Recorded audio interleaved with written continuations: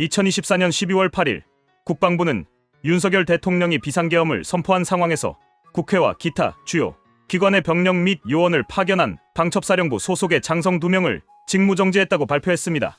이 발표는 비상계엄 관련 사건에서 군 내주요 직책을 맡았던 고위 군인들에 대한 후속 조치의 일환으로, 그 중에서는 지난 6일 직무 정지된 수도방위사령관 이진우, 특수전사령관 곽종근, 방첩사령관 여인영 등 3명의 고위 군인들이 포함되었습니다. 이번 조치는 비상계엄의 실행과 관련된 논란이 확산되면서 군 내부의 수뇌부 공백이 심화되는 상황을 보여줍니다.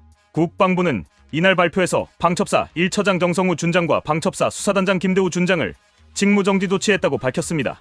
이들은 모두 방첩사령관 여인영의 측근으로 여 사령관이 비상계엄 선포 직전 윤석열 대통령과의 사전회의에 참석한 것으로 알려져 논란을 일으킨 바 있습니다.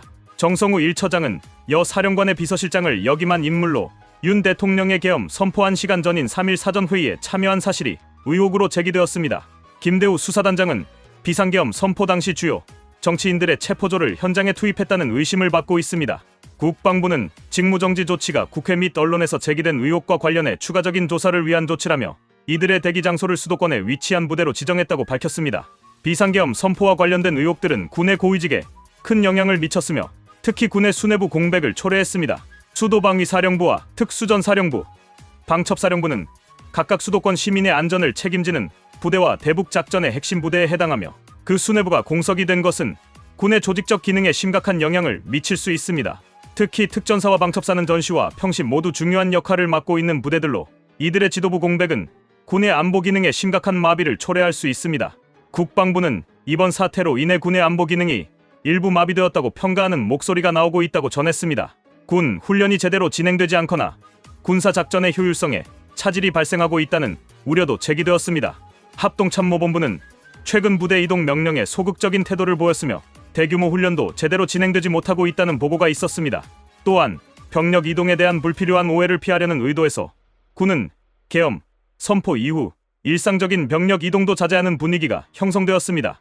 국방부는 이번 사건에 관련된 수사 대상 군인을 추가적으로 파악하고 있으며 현재 군 내부에서 약 10명의 현역 군인들이 수사 대상에 올랐다고 밝혔습니다. 이들 중에는 특전사 예하 제1공수여단장 이상현, 제3공수여단장 김정근, 제9공수여단장 안무성, 707특임단장, 특수작전항공단장, 수방사 예하 군사경찰단장 등이 포함되어 있습니다. 또한 이번 사건과 관련해 더 많은 현역 군인들이 수사 대상에 포함될 가능성도 제기되고 있습니다. 군의 수사와 조사는 비상계엄의 실행 과정에서 발생한 의혹을 철저히 규명하기 위한 목적을 가지고 있으며, 국방부는 이들의 직무정지 조치를 통해 조사가 원활히 진행될 수 있도록 할 계획입니다. 이번 비상계엄 사태로 인해 국방부 내에서 리더십 부재와 군기강 문제도 대두되었습니다. 국방부는 지난 5일 비상계엄을 주도했던 김용현 전 국방부 장관을 면직시키고 김선호 차관을 직무대행으로 임명했다고 밝혔습니다. 그러나 김선호 차관이 장관 직무를 대행하는 체제는 1948년 창군 이래 처음 있는 일로 군 내부에서는 국방부 장관이 공석인 상황에 대한 심각한 우려를 표명하고 있습니다. 한군 관계자는 안보가 가장 중요한 나라에서 국방부 장관이 공석인 것은 있을 수 없는 일이라며 군의 조직과 기강을 재정비하고 안보에 빈틈이 없도록 해야 한다고 강조했습니다.